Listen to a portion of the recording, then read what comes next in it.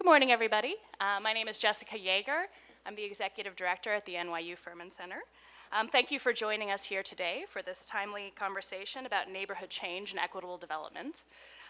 A core part of our mission at the Furman Center is to bring experts and stakeholders together to grapple with thorny urban policy questions. So when the New York Federal Reserve Bank and LISC asked us to help make this day possible, we were thrilled because this event certainly checks all of those boxes. So we're happy to be hosting you here today at NYU. And as an academic research center that focuses on these issues, we're also very glad to see an academic panel with our very own Ingrid Gould-Ellen on the agenda today.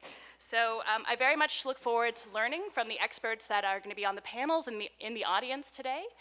So I'm just here to say welcome to NYU. Now I would like to introduce Anand Mari, Vice President and Head of Outreach and Education for the Federal Reserve Bank of New York.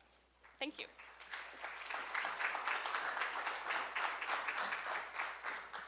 Good morning.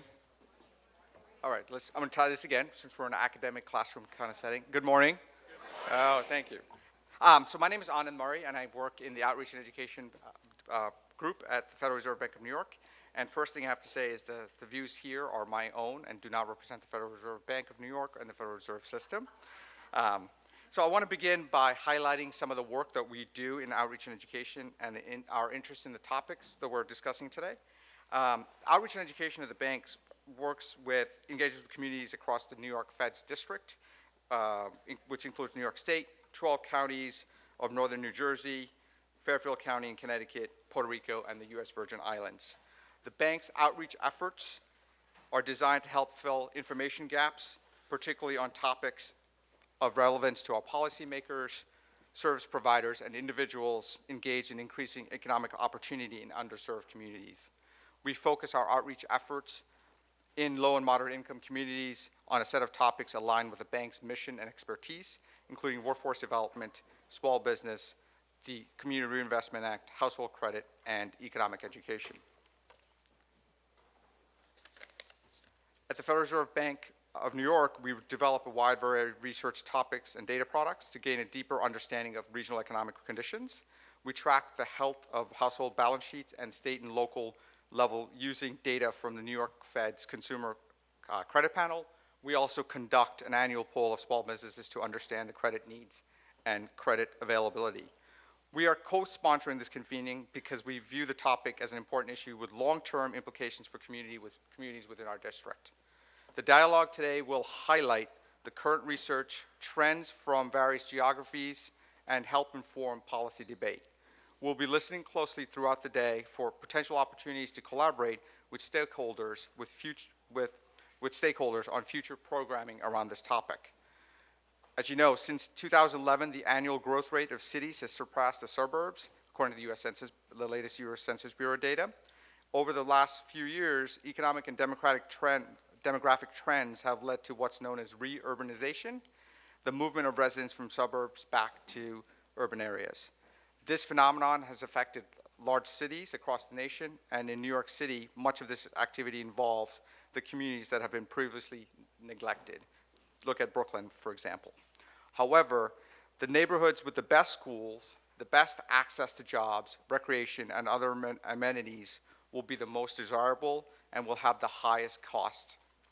Simply put, families living in these neighborhoods, which are experiencing reinvestment, may well find that the housing in these neighborhoods is now unaffordable. As a result, there's been a considerable amount of research on displacement over the last several years to understand the impacts on neighborhoods. Our colleagues at the Federal Reserve Bank of San Francisco published an extensive literature review in 2015 on gentrification, displacement, and the role of public investment. One of my colleagues at Columbia, Lance Freeman, also designed a methodology for measuring gentrification all the way back in 2005. Research topics related to displacement, including racial characteristics of demographic change, housing costs, housing production, crime trends, poverty rates, and much more. Through this body of research, we have a better and more nuanced understanding of the issue and impacts that helps illuminate public policy discussions and public policy implementation. And as we said, public policy plays a key role in neighborhood change. Policies that expand access to Affordable credit, a key driver of housing affordability, can increase neighborhood stability. Zoning laws, depending on their design, may price some families out of neighborhoods or may promote affordable housing to include rather than exclude low and moderate income families. If you saw the Times yesterday on parking spots, if you get a chance to look at that, there's a great article of parking spots and how that's affecting affordable housing. It's great. You can check out about how cars become more important than people's houses. Look at it. And an increased transportation infrastructure in neighborhoods can play a key role in neighborhood change. Finally, I want to talk about, on a personal note, my family and I just moved from Harlem for this year. We lived there for over 2 years, and we lived on West 127th Street. And even within that 2-year period we were there, I witnessed profound changes in the neighborhood. More mom and pop shops closed, and more large retail and chain establishments moved in. And at the same time, housing prices increased dramatically. We recognize that neighborhoods are changing and rapidly, and we look forward to bettering our understanding about how we can ensure those changes result in positive, and for us at the Fed, this is important, equitable experiences for all members of our communities. We look forward to a productive day and look forward to continuing this conversation for the program, and thank you all for being here.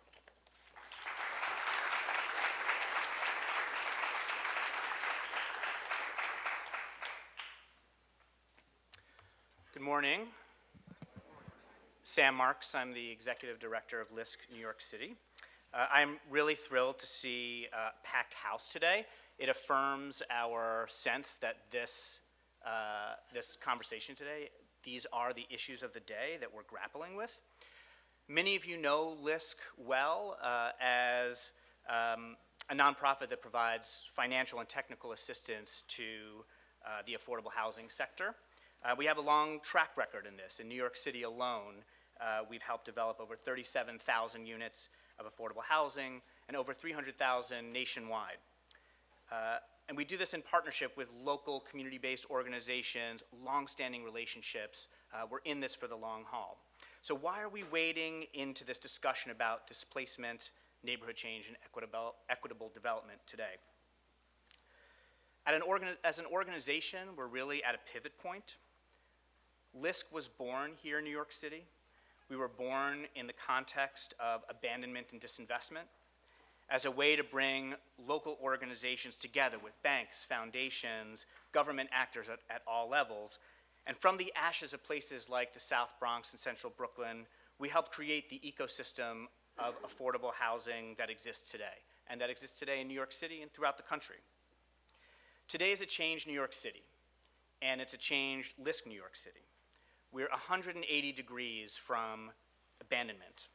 Investment, population are flowing back into those historically underinvested and redline neighborhoods. And our local partners who we've worked with for many years are still there.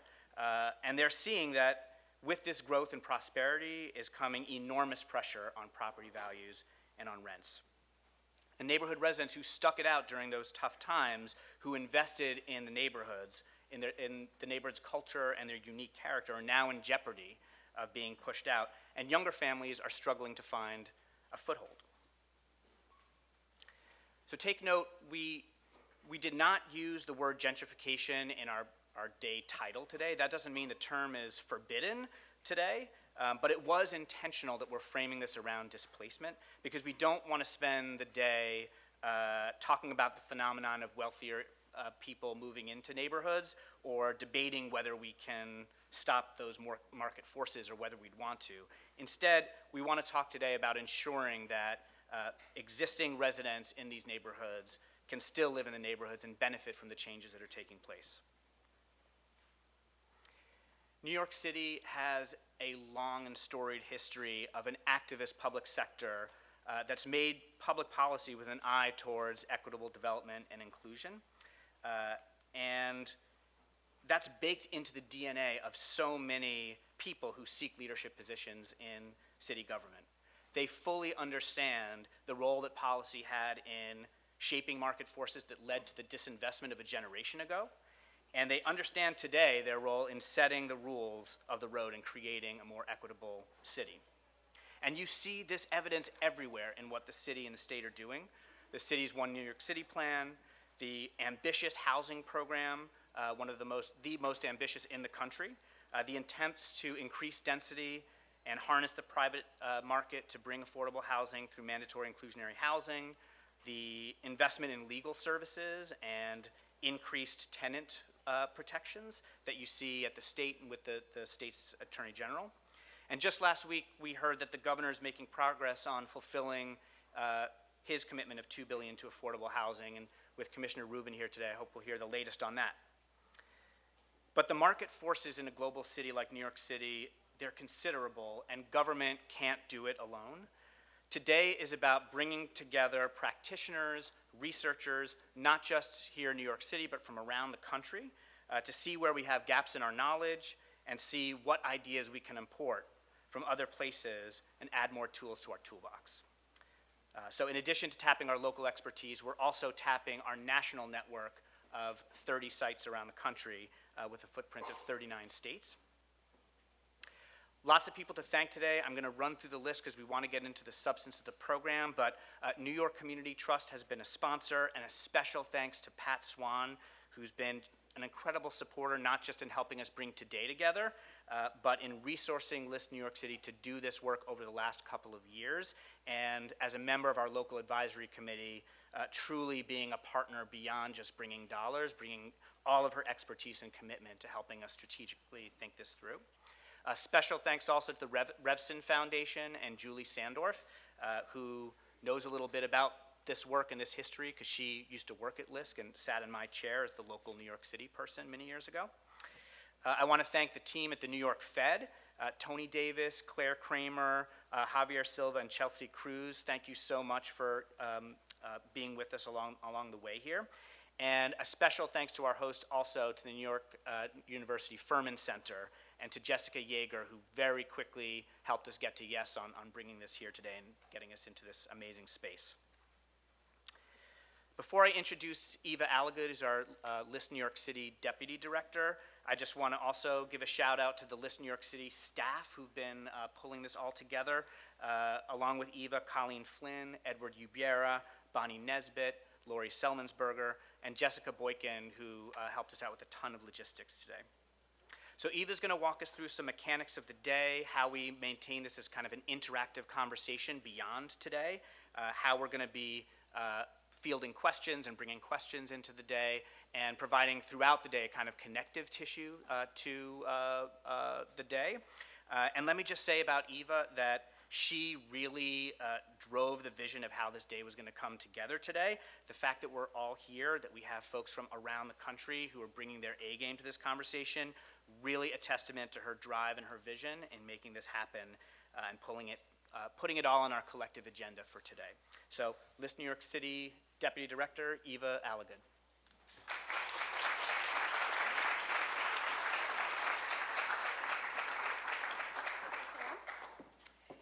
Good morning, everyone. Welcome. Very exciting to have a packed room on this very important topic today. We have a very rich day ahead of us with some thought-provoking presentations from leading community development practitioners, policymakers, researchers from around the country and here in New York City as well, who are all grappling with the issues of displacement and equitable development that Sam just outlined. So what I want to do today, this morning, is just give you a really quick overview of the day. We're going to begin the morning with our keynote speaker, Kai Wright. We're very excited to have him today. There have been all sorts of subway and other delays, but everyone is here in the room now, so I'm very pleased to announce that. He is the features editor of The Nation and host of WNYC's podcast on gentrification in Brooklyn called There Goes the Neighborhood. And Kai is going to help us put a human face on this problem, on rapid neighborhood change and displacement here in New York City. Next, we're going to hear from Deputy Secretary of HUD, Nani Coloretti. We're thrilled to have her here from DC. And she's going to give us the federal perspective on this issue. Our morning panel following that will be of researchers who are going to provide us with an overview of their studies on neighborhood change and displacement.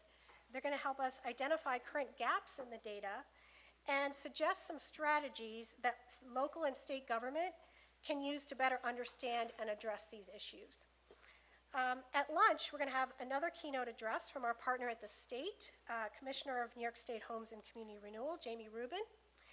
And in the early part of the afternoon, we're then going to hear from a cross-section of practitioners, policymakers, and researchers from other hot market cities around the country who are creating a framework for understanding these issues and really talking about equitable development and how that interplays with displacement. And we're really excited. We have several cities represented, and it's going to be very informative just to exchange what they're grappling with and what we're talking about here. Finally, at the end of the day, we're going to bring it all back to New York City for a very robust conversation between leaders of community development, affordable housing, banking, state justice, about possible action steps that we can take to address displacement and promote equitable development effectively and urgently here in New York City. Key New York City agency and elected officials will then respond with their thoughts on the issues. And we're going to wrap up the day with a facilitated conversation with our partner, Pat Swan from New York Community Trust, who's going to invite, going to take some of your questions that you're going to be giving us throughout the day and talk about potential next steps.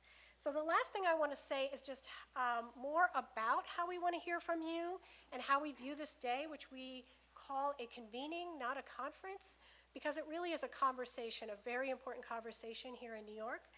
And what we want to do is hear your thoughts throughout the day. What inspires you? What strikes you? What questions do you have? And what next steps do you suggest that we should take? And we would like you to share those thoughts at our hashtag #ECDev2016 up on the screen here. It's on all of your tables. Also, we'd like to collect your questions for the two parts of the day where we have a facilitated conversation. And those questions can either be emailed at our dedicated email address here, ecdev@list.org, which, by the way, will be open for conversation beyond the conference. Or you can take the cards that you all have on your tables and just handwrite your questions. And we have two people on our organizing team here, Bonnie Nesbitt and Chelsea Cruz, who are going to be circulating the room throughout the day to collect your questions. And we will obviously not be able to take all of them, but we'd like to incorporate them into the facilitated discussion we're going to have after the morning panel and at the end of the day. So with that, I'd like to turn it over back to Sam, and thank you very much.